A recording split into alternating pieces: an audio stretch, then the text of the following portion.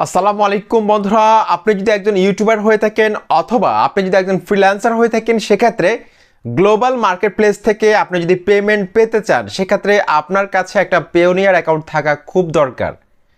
যেমন ধরুন, আপনি একটা ইউটিউব চ্যানেল রান করছেন, এখন কোন একটা স্পন্সরশিপ পেলেন, এখন কোম্পানি যদি আপনাকে পেওনিয়ারের মাধ্যমে টাকা পেমেন্ট করতে চায়, সেক্ষেত্রে আপনার কাছে যদি সেটা না থাকে, সেক্ষেত্রে কিন্তু আপনি স্পন্সরশিপটা কিন্তু আপনি হাতছাড়া করতে হবে আপনাকে।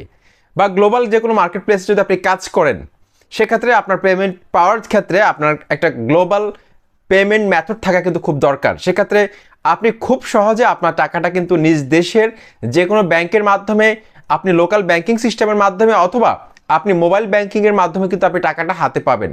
তো আজকের এই ভিডিওতে আমি আপনাদেরকে দেখাবো পেওনিয়ার অ্যাকাউন্ট সঠিকভাবে মোবাইলের মাধ্যমে কিভাবে ক্রিয়েট করবেন। আশা করছি আজকের এই টিউটোরিয়ালটি আপনাদের কাছে অনেক বেশি হেল্পফুল হবে।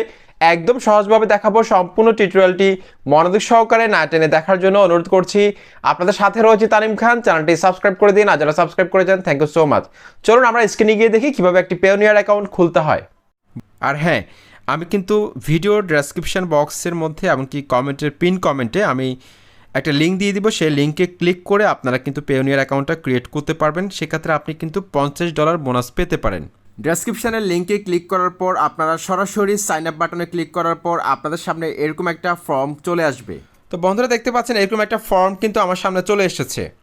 এখানে 4টা স্টেপে কিন্তু আমাকে ফর্মটা ফিল আপ করতে হবে তারা বলছে। তো এখানে প্রথমে ইন্ডিভিজুয়াল রেখেছি, যেহেতু আমি ব্যক্তিগত প্রয়োজনে কিন্তু আমি এটা খুলতেছি, কোনো কোম্পানির প্রয়োজনে না। তারপর এখানে প্রথম ঘরের মধ্যে আপনার প্রথম নামটা দিতে হবে, যেটা ভোটার আইডি কার্ডের মধ্যে রয়েছে, ইংলিশে দিবেন। ফার্স্ট নেম, তারপর হচ্ছে লাস্ট নেম, ঠিক আছে, সেটা দিবেন। তো এখানে দেখুন ফার্স্ট নেম, যেমন আপনার নামটা যদি হয় মোর্শেদ খান, ঠিক আছে, সেক্ষেত্রে আপনি ফার্স্ট নেমে লিখবেন মোর্শেদ, লাস্ট নেমে লিখবেন খান, অর্থাৎ নামের লাস্টের অংশটা আপনি শেষের ঘরে দিবেন, ঠিক আছে। বিষয়টা হচ্ছে ওরকম, অর্থাৎ এখানে হুবহু কিন্তু আপনার ভোটার আইডি কার্ডে যে নামটা আছে সেটা আপনাকে দিতে হবে। তারপর হচ্ছে ইমেল অ্যাড্রেসটা আপনাকে বসাতে হবে, একটা ইমেল অ্যাড্রেস দিবেন। তারপর ইমেল অ্যাড্রেসটা আপনাকে আবার লিখতে হবে। তারপর এখানে সর্বশেষ আপনাকে কিন্তু আপনার জন্ম তারিখটা এখানে বসাতে হবে। ওকে, তো আমি এগুলো এখন ফিল আপ করবো। বন্ধুরা আপনারা দেখতে পাচ্ছেন আমি কিন্তু ফর্মটা ফিল আপ করে ফেলেছি। আমার first name, last name, email address দুইবার দিয়েছি। তারপর এখান থেকে আমি ডেট অফ বার্থ সিলেক্ট করেছি, জন্ম তারিখ। তারপর আমাকে নেক্সটে ক্লিক করতে হবে। নেক্সটে ক্লিক করে দিলাম। নেক্সটে ক্লিক করে দেওয়ার পর এখানে দেখতে পাচ্ছেন আমার কান্ট্রিটা কিন্তু এখানে বাংলাদেশ দেখাচ্ছে। তারপর এখানে একটা ঘর রয়েছে, এখানে লেখা আছে কি দেখতে পাচ্ছেন, street and number. Street and number, এখানে আপনাকে আপনার বাড়ির নাম্বার অথবা আপনি বর্তমানে যেখানে থাকেন, এটা আপনি স্থায়ী ঠিকানাও দিতে পারেন অথবা আপনি বর্তমান ঠিকানাও কিন্তু এখানে দিতে পারেন, কোনো সমস্যা নেই। তবে অবশ্যই আপনি যে বাসায় থাকেন সে বাসার একটা নাম্বার রয়েছে, সেই নাম্বারটা দিতে হবে। নাম্বার না দিলে কিন্তু এখানে তারা এটা অ্যাকসেপ্ট করবে না। অবশ্যই আপনাকে নাম্বার দিতে হবে। তো আমি এখানে অবশ্যই আপনার বাসার নাম্বারটা আপনাকে দিতে হবে, আপনার ঠিকানাটা দিতে হবে, ঠিক আছে। তারপর সিটি, আপনি যেই জেলায় বসবাস করেন, যেখানে থাকেন, সেই সিটির নামটা এখানে লিখবেন। তারপর হচ্ছে পোস্টাল কোড, সেই সিটির একটা পোস্টাল কোড থাকে, অর্থাৎ আপনার পোস্ট অফিসের কোড। আপনি যেখানে থাকেন, আপনি গুগলে সার্চ দিলে বুঝতে পারবেন আপনি যেখানে থাকেন সেখানে পোস্টাল কোড কী। আপনার আশেপাশে পোস্ট অফিসের যে নামটা সেটা আপনি গুগলে সার্চ করলে আপনি সেই পোস্টাল কোডটা আপনি পেয়ে যাবেন। তারপর হচ্ছে আপনার এখানে একটা মোবাইল নাম্বার দিতে হবে। মোবাইল নাম্বারটা দেওয়ার পর একটা কোড যাবে, সেই কোডটা আপনাকে এখানে এই ঘরে বসাতে হবে। বসানোর পর নেক্সটে ক্লিক করতে হবে। তো আমি এই ধাপটা এখন কমপ্লিট করব।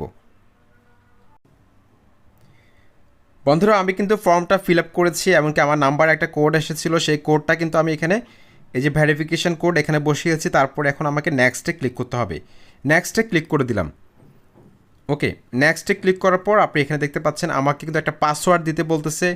তারপর পাসওয়ার্ডটা এখানে দিব। পাসওয়ার্ডটা দেওয়ার পর পাসওয়ার্ডটা আবার এখানে লিখতে হবে। ওকে, তারপর হচ্ছে একটা সিকিউরিটি কোশ্চেন, এইখানে একটু ক্লিক করবেন। ক্লিক করার পর এখানে একটা যে কোনো একটা বেছে নেবেন আপনি, ঠিক আছে। অর্থাৎ আপনার আইডিটা যদি কখনও আপনি ভুলে যান, অ্যাক্সেস করতে পারছেন না, সেক্ষেত্রে এখানে সিকিউরিটি কোশ্চেনটা আপনাকে কিন্তু চাইতে পারে। সেক্ষেত্রে এখান থেকে আপনি যে কোনো একটা প্রশ্ন সিলেক্ট করে নেবেন, ঠিক আছে। তো আমি এখান থেকে একটা প্রশ্ন সিলেক্ট করে নিচ্ছি। এখানে একটা প্রশ্ন সিলেক্ট করে নিচ্ছি। সিলেক্ট করে নেওয়ার পর এখান থেকে আমি এই যে সিকিউরিটি অ্যান্সার, এটার মধ্যে আমি ক্লিক করে দিব। সিকিউরিটি অ্যান্সারের মধ্যে আমি এটা ক্লিক করলাম। ক্লিক করার পর এখানে আমি লিখতে দিচ্ছি আমার একটা বন্ধুর নাম, আমি এখানে লিখে দিলাম শান্ত। ওকে, এখানে লিখে দিলাম। লিখে দেওয়ার পর এখানে দেখতে পাচ্ছেন আইডি ডিটেলস এখানে দেখতে পাচ্ছেন বাংলাদেশ, তারপর হচ্ছে ন্যাশনাল আইডি দেওয়া আছে, তারপর এখান থেকে আপনাকে অবশ্যই ন্যাশনাল আইডি নাম্বারটা দিতে হবে। এই যে ভোটার আইডি কার্ডে যে নাম্বারটা আছে এখানে, এটা দিতে হবে এখানে। তো আমি এগুলো সব কিছু এখন কমপ্লিট করে নিব।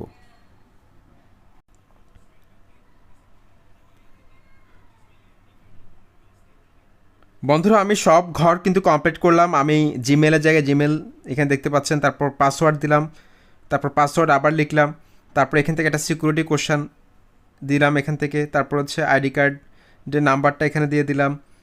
ওকে, তারপর আমাকে নেক্সটে ক্লিক করতে হবে। নেক্সটে ট্যাপ করলাম। নেক্সটে ক্লিক করার পর আপনি এখানে দেখতে পাচ্ছেন এখানে বেশ কিছু অপশন কিন্তু এখানে চলে এসেছে। এখানে দেখতে পাচ্ছেন এই যে বাংলাদেশ, তারপর হচ্ছে বিডিটি কারেন্সি এখানে দেওয়া আছে, তারপর এখানে দেখতে পাচ্ছি ব্যাংকের নামটা লেখার জন্য এখানে আমাকে বলতেছে, তারপর হচ্ছে ব্যাংকের ব্রাঞ্চ নাম্বার লেখার জন্য লিখতে হবে এখানে আপনি যে ব্রাঞ্চ থেকে আপনি ব্যাংক অ্যাকাউন্টটা খুলেছিলেন। তারপর এখানে দেখতে পাচ্ছেন ব্যাংক অ্যাকাউন্টের নাম্বারটা কিন্তু আপনাকে এখানে দিতে হবে। ওকে, ব্যাংক অ্যাকাউন্টের নাম্বারটা আপনাকে দিতে হবে। তারপর এখানে হচ্ছে আপনাকে এই যে আইডি টাইপ এটার মধ্যে আপনাকে ক্লিক করতে হবে। তারপর এখানে হচ্ছে আইডি টাইপ এখানে দিতে হবে। তারপর হচ্ছে আপনার এই যে ভোটার আইডি কার্ডের নাম্বারটা এখানে আপনার ভোটার আইডি কার্ডের নাম্বারটা এখানে দিতে হবে। তো আমি এখানে সবগুলো ঘর এখন কমপ্লিট করব। বন্ধুরা আমি সবগুলো ঘর কমপ্লিট করলাম। এখানে ব্যাংকের নাম দিলাম, তারপরে ব্যাংকের ব্রাঞ্চের নাম দিলাম, তারপর হচ্ছে অ্যাকাউন্টের নাম দিলাম, ব্যাংক অ্যাকাউন্টের নাম্বারটা দিলাম, তারপর হচ্ছে এখান থেকে আমি ভোটার আইডি কার্ডের নাম্বারটা দিয়ে দিলাম। তারপর এখান থেকে এই বক্সের মধ্যে আমাকে ক্লিক করতে হবে। বক্সের মধ্যে ক্লিক করলাম। তারপর এখানে বক্স আরেকটা রয়েছে সেটার মধ্যে ক্লিক করতে হবে। ক্লিক করার পর এখানে সাবমিট লেখা আছে দেখতে পাচ্ছেন, এই যে সাবমিট লেখা আছে, সাবমিটের মধ্যে আপনি ক্লিক করে দিন। সাবমিটের মধ্যে ক্লিক করে দিন। আমি কিন্তু সাবমিটের মধ্যে ক্লিক করে দিলাম। ক্লিক করে দেওয়ার পর এখানে আমাকে কি লেখা এসেছে, congratulation, your Payoneer account application has been submitted successfully and is now being reviewed. অর্থাৎ এটা কিন্তু এখন রিভিউর মধ্যে রয়েছে। অ্যাপ্লিকেশনটা কিন্তু আমাকে সাবমিট কমপ্লিট করা হয়েছে, তারপর সেখানে রিভিউর মধ্যে রয়েছে। 2 থেকে 3 দিনের মধ্যে কিন্তু তারা আমাকে মেইলের মধ্যে জানিয়ে দিবে যে আমার এটা সাকসেসফুলি ক্রিয়েট করা হয়েছে, এমনকি আমার আইডিটা আমাকে দিয়ে দিবে। ঠিক আছে, অর্থাৎ আমার পেয়োনিয়ার আইডিটা কিন্তু আমার খোলা হয়ে যাবে। তারপর থেকে আমি কিন্তু লেনদেন করতে পারবো খুব ইজিলি। তো আশা করছি আজকের এই ভিডিওর মাধ্যমে যদি আপনি বিন্দুমাত্র উপকৃত হন, অবশ্যই লাইক কমেন্ট করে আমাকে মতামত জানাবেন।